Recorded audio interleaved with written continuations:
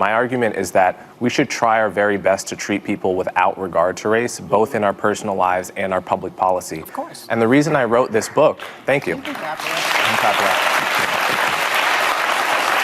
The reason I wrote this book is because in the past 10 years, it has become very popular to, in the name of anti-racism, teach a kind of philosophy to our children and in general that says your race is everything, right? And I think that is the wrong way to fight racism, and that's why I wrote this book at this time. And so many in the Black community, if I'm being honest with you, because I want to be, believe that you are being used as a pawn by the right, and that you're a charlatan of sorts. He's not a Republican. So how do you... He's never voted for a Republican. You've said that you're a conservative. No. No, you did. You actually said that in the podcast that you did 2 weeks ago. I said I was a conservative. Yes, you did. So, but my question to you is, how do you respond to those critics? Okay, let's give him. Let him answer. First thing I want to.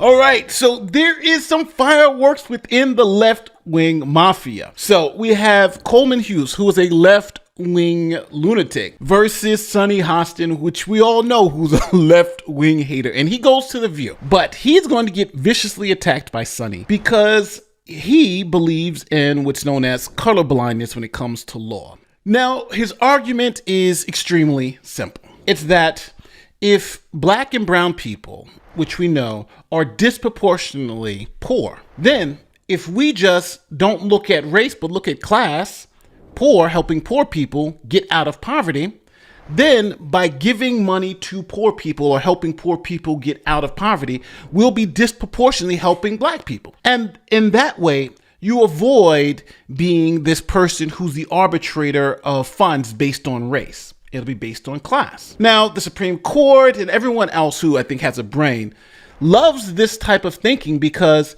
race-based policies never work. It just leads to more inequity. Why should a poor white family be disadvantaged over a poor black family or a poor Asian family, right? Every race has poor people. So his logic is that we know disproportionately people of color happen to be poor or in this group. So if we help everyone in that group, we're going to disproportionately help people of color. Now, this is different when it comes to Sonny Hostin, who wants you to look at race. Now, Sonny's argument is essentially the same as the Klan had hundreds of years ago, where she believes that just based on your skin color, you should get some type of advantage. Now, before we get into the reaction, I want to show you this quick clip from Ryan Long's video, where he takes someone who's woke and someone who's racist and shows you they're actually promoting the same exact policies. When me and Brad first met, I didn't think we'd get along, but turns out we kind of agree on everything. Your racial identity is the most important thing. Everything should be looked at through the lens of race. Sorry, I don't know. I just think we should roll back discrimination laws so we can hire based on race again. So now it's important that that little segment I just showed you, you can put Sonny in the category of racist, or you could put Sonny in the category of woke. They're essentially arguing the same thing. So now let's go into this back and forth and see how Coleman handles himself against Sonny, who is trying to essentially attack him for saying that we shouldn't just look at race. There's a different way we can do this that may be more effective.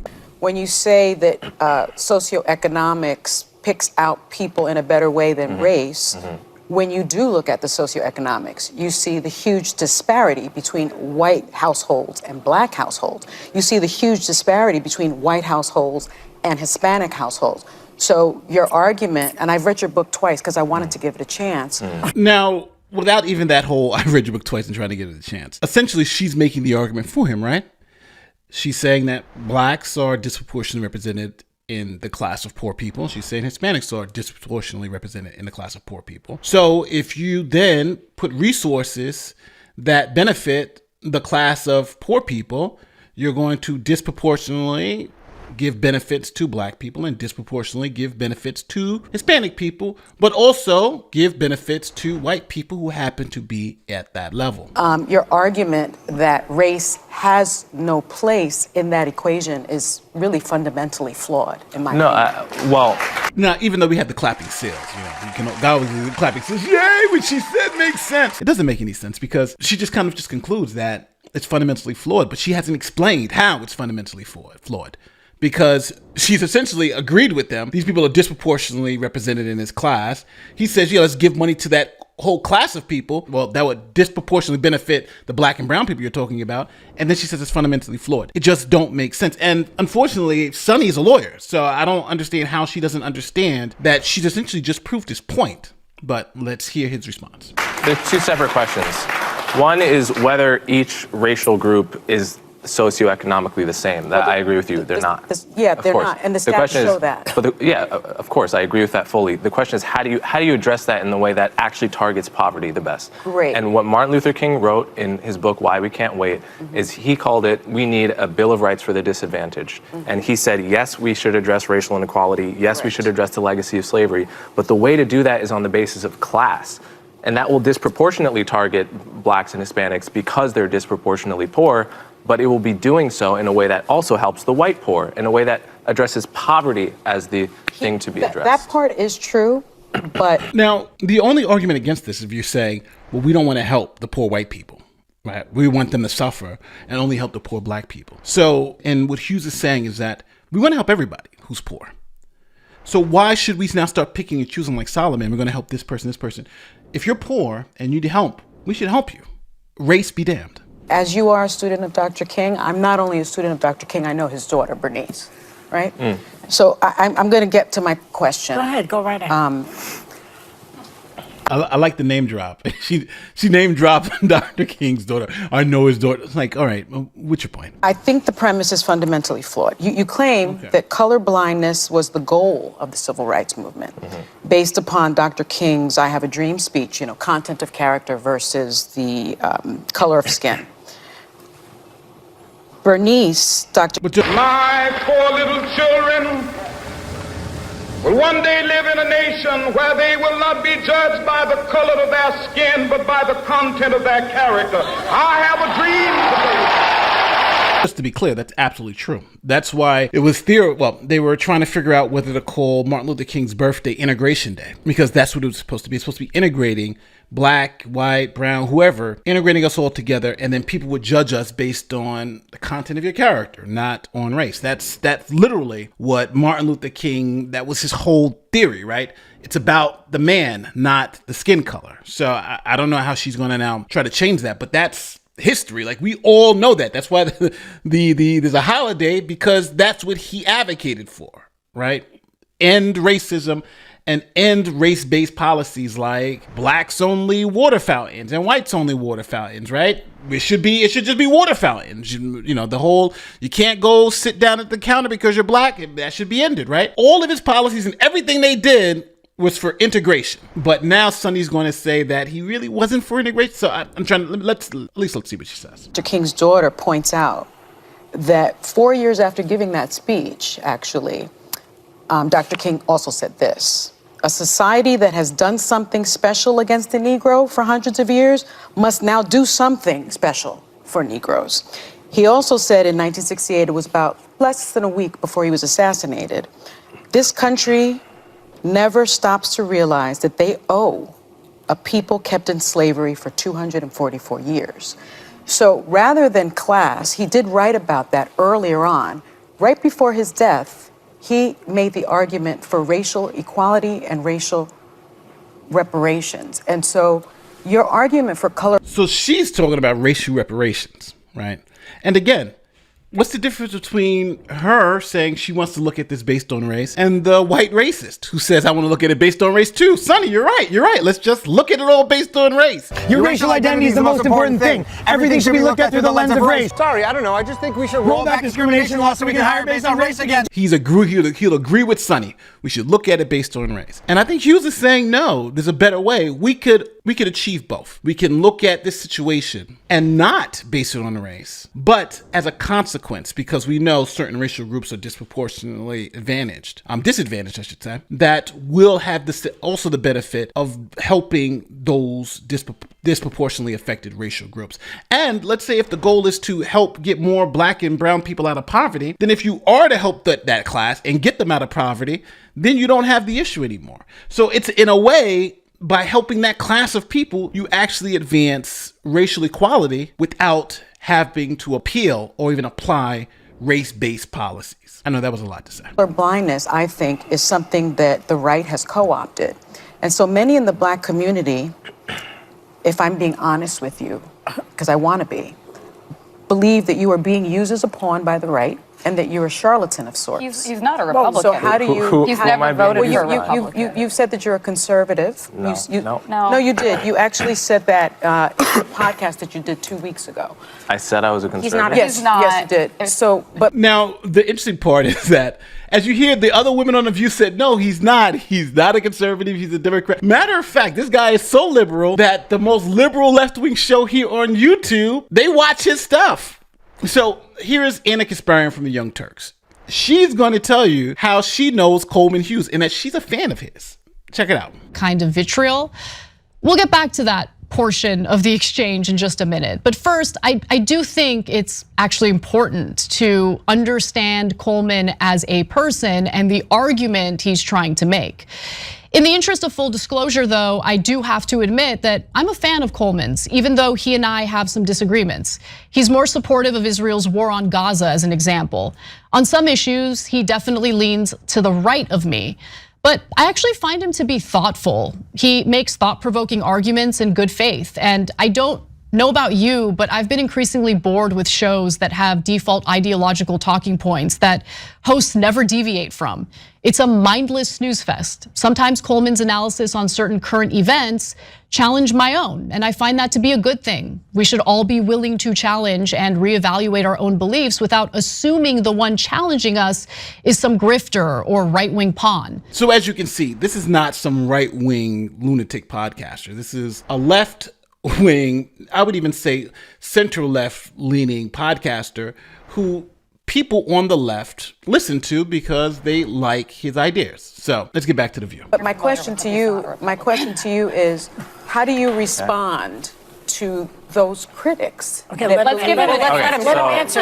First thing I want to. I love how the women of The View are like, let him answer. He's got to get a chance to answer because they see Sonny attacking him. And I think they also realize Sonny is the racist in this conversation. She's the one that's the hack. She's the pawn.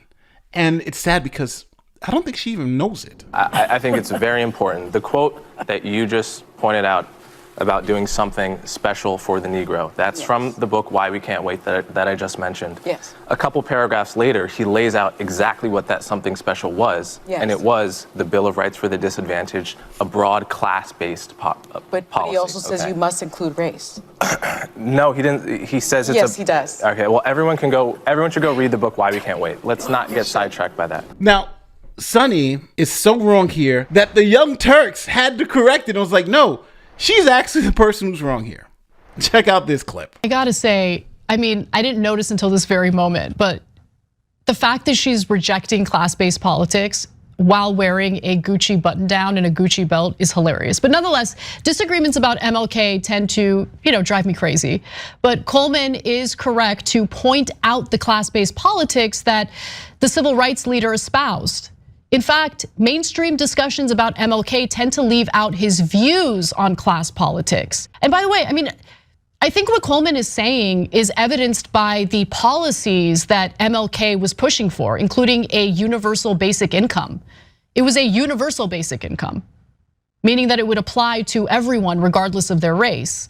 So now, as you see, Sonny is just being essentially dishonest with it. And she's just making up her own facts. She's making up her own quote, taking them out of context, because she's trying to push an agenda. She wants race to be at the forefront, just like we saw before.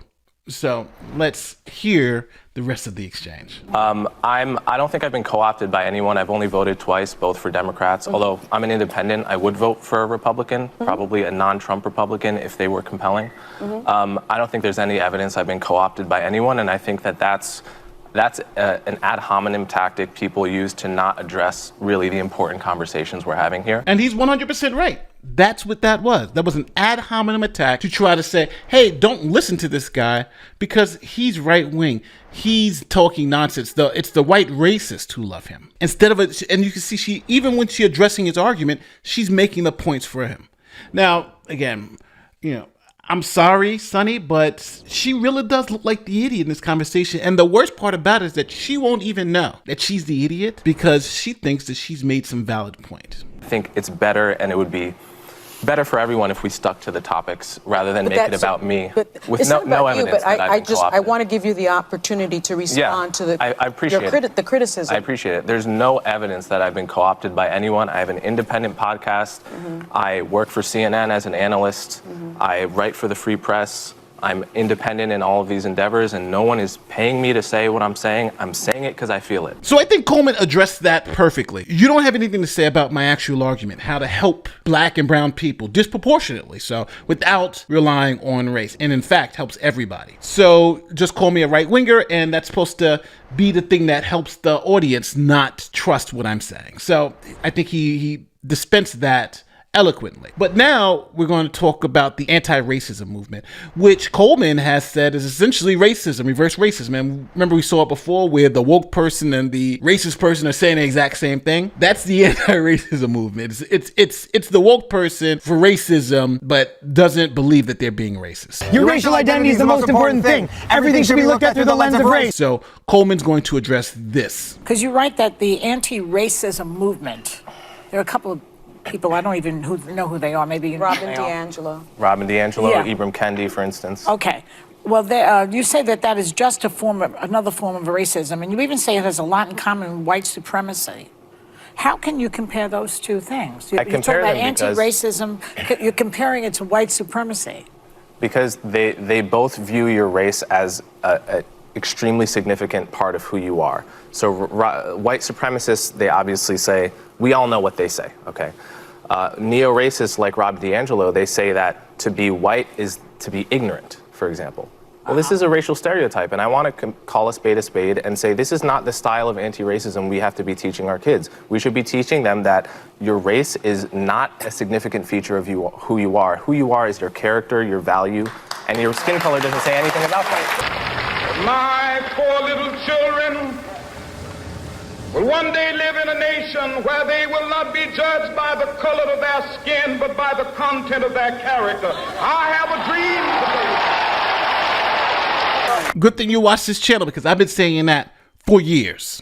For years. That's actually misrepresenting what Robin DiAngelo's position is. It's in her book. But a lot of So here we go. Here we go. Misrepresenting. Thank you. The fragility part is meant to capture how little it takes to cause white people to erupt in defensiveness.